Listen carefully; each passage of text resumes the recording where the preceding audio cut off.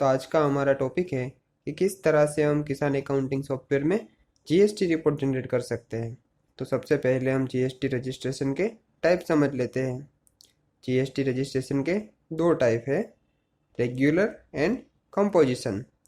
तो पहले हम रेगुलर टाइप के बारे में समझते हैं।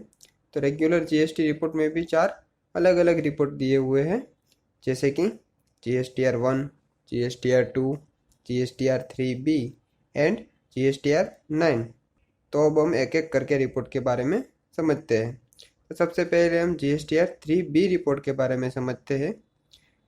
तो GSTR 3B रिपोर्ट देखने के लिए यहाँ पर रिपोर्ट मेनू में जीएसटी में जीएसटी रिटर्न में GSTR 3B का ऑप्शन दिया हुआ है।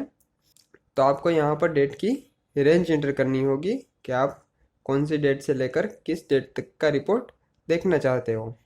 GSTR 3B की फाइलिंग मंथली ही फिलअप करनी होती है। तो आपको यहाँ पर 1/1/2020 से लेकर 31/1/2020 की डेट एंटर करते हैं। डेट एंटर करने के बाद आप जैसे ही ओके बटन पर क्लिक करेंगे तो आपके सामने GSTR 3B का रिपोर्ट ओपन हो जाएगा। तो सबसे पहले यहाँ पर सेक्शन 3 में सेल्स और रिवर्स चार्ज के रिपोर्ट दिखाई देंगे। सेक्शन 4 में आपको परचेज के रिपोर्ट दिखाई देंगे और सेक्शन 5 में आपको non GST interstate and intrastate के रिपोर्ट दिखाई देंगे। और यहाँ से आप एक्सेल फाइल और जेसन फाइल जनरेट करना चाहो तो जनरेट कर सकते हो। जैसे ही आप यहाँ पर एक्सेल फाइल पर क्लिक करेंगे तो आप यहाँ पर देख सकते हो कि एक्सेल फाइल जनरेट होना शुरू हो चुकी है। और आप यहाँ पर देख सकते हो कि इस पाथ पे आपकी एक्सेल फाइल जनरेट हो चुकी है। जैसे ही आप यहाँ पर यस बटन पर क्लिक करेंगे तो आप यहाँ पर देख सकते हो कि GSTR 3B का रिपोर्ट यहाँ पर एक्सेल फाइल में ओपन हो चुका है।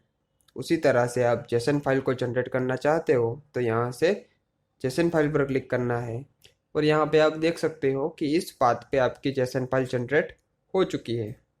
तो इस तरह से आप GSTR 3B के रिपोर्ट देख सकते हो और उसकी एक्सेल फाइल और जेसन फाइल को जनरेट कर सकते हो। तो अब हम GSTR 1 रिपोर्ट के बारे में समझते हैं। GSTR 1 रिपोर्ट में आप सिर्फ सेल्स के रिपोर्ट देख सकते हो। तो यहाँ पर आपको रिपोर्ट मेनू में जीएसटी ऑप्शन में जीएसटी रिटर्न में GSTR 1 का ऑप्शन दिया हुआ है। यहाँ पर आपको डेट की रेंज एंटर करनी होगी। GSTR 1 की फाइलिंग आप मंथली या फिर क्वार्टरली कर सकते हो। तो हमें यहाँ पर उस हिसाब से डेट एंटर करनी है। तो हम यहाँ पर 1/1/2020 से लेकर 31/3/2020 की डेट एंटर करते हैं। डेट एंटर करने के बाद आप जैसे ही यहाँ पर ओके बटन पर क्लिक करेंगे तो यहाँ पर आप देख सकते हो कि B2B सेक्शन के हिसाब से आप यहाँ पर रिपोर्ट देख सकते हो और आप यहाँ से GSTR 1 के सभी रिपोर्ट के सेक्शन देख सकते हो और उन पर क्लिक करके उनकी डिटेल देख सकते हो। अगर आप GSTR 1 की फाइल जनरेट करना चाहते हो तो यहाँ पर जनरेट फाइल का ऑप्शन दिया हुआ है। जैसे ही आप जनरेट फाइल पर क्लिक करेंगे तो आपको यहाँ पर दो फॉर्मेट दिए हुए हैं, एक्सेल और जेसन। आप जिस फॉर्मेट में फाइल जनरेट करना चाहते हो वो यहाँ से कर सकते हो। तो इस तरह से आप GSTR 1 के सारे सेक्शन का रिपोर्ट देखकर उनकी फाइल को जनरेट कर सकते हो। तो अब हम GSTR 2 रिपोर्ट के बारे में समझते हैं। तो GSTR 2 रिपोर्ट में आप सिर्फ परचेज के रिपोर्ट देख सकते हो। तो यहाँ पर आपको रिपोर्ट मेनू में जीएसटी में जीएसटी रिटर्न में GSTR 2 का ऑप्शन दिया हुआ है। GSTR 2 की फाइलिंग भी आप मंथली या फिर क्वार्टरली कर सकते हो।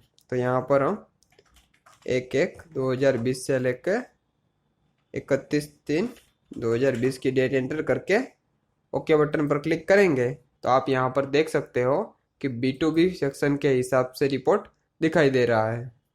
यहाँ पर GSTR 2 के और भी सेक्शन के रिपोर्ट दिए हुए हैं और आप उन पर क्लिक करके उनके रिपोर्ट देख सकते हो। अगर आप GSTR 2 की फाइल जनरेट करना चाहते हो तो यहाँ पर जनरेट फाइल का ऑप्शन दिया हुआ है। जैसे ही आप जनरेट फाइल पर क्लिक करेंगे तो यहाँ पर आपको दो फॉर्मेट दिए हुए हैं, एक्सेल और जेसन।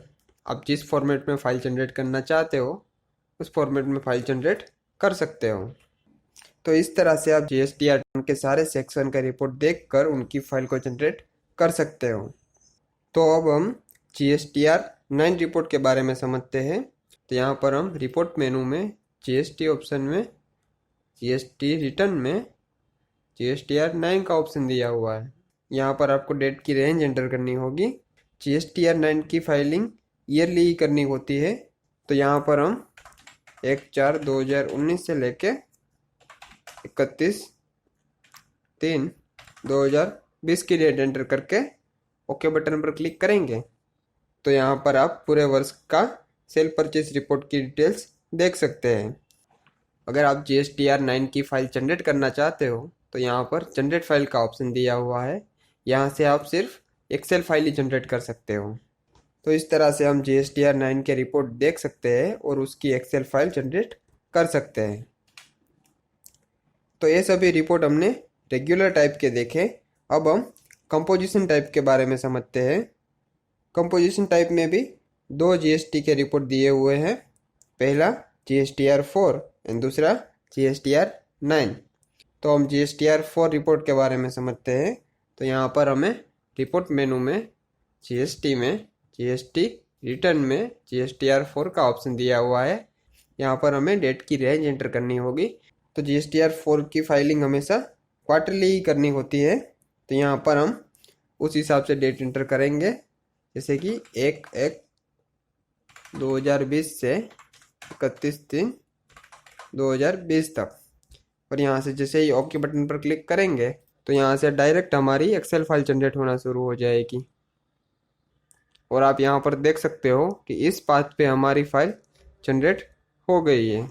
तो आप यहाँ पर यस बटन पर क्लिक करेंगे तो आप यहाँ पर GSTR 4 के रिपोर्ट की फाइल देख सकते हो। तो इस तरह से आप GSTR 4 के रिपोर्ट की एक्सेल फाइल जनरेट कर सकते हो। अब हम GSTR 9 रिपोर्ट के बारे में समझते हैं। तो यहाँ पर रिपोर्ट मेनू में GST ऑप्शन में GST रिटर्न में GSTR 9 का ऑप्शन दिया हुआ है। तो GSTR 9 की फाइलिंग हमेशा ईयरली ही करनी होती है। तो हम यहाँ पर 1/4/2019 से लेकर 31/3/2020 तक की डेट एंटर करते हैं। और यहाँ से जैसे ही ओके बटन पर क्लिक करेंगे तो आप यहाँ पर GSTR 9 के रिपोर्ट की डिटेल्स देख सकते हो। और आप GSTR 9 की फाइल जनरेट करना चाहते हो तो यहाँ पर जनरेट फाइल का ऑप्शन दिया हुआ है। जैसे ही आप यहाँ पर जनरेट फाइल पर क्लिक करेंगे तो आप देख सकते हो कि यहाँ पर आपकी एक्सेल फाइल जनरेट होना शुरू हो चुकी है। तो आप यहाँ पर देख सकते हो कि यहाँ पर आपकी एक्सेल फाइल जनरेट हो चुकी है। तो इस तरह से आप GSTR 9 के रिपोर्ट की एक्सेल फाइल जनरेट कर सकते हो।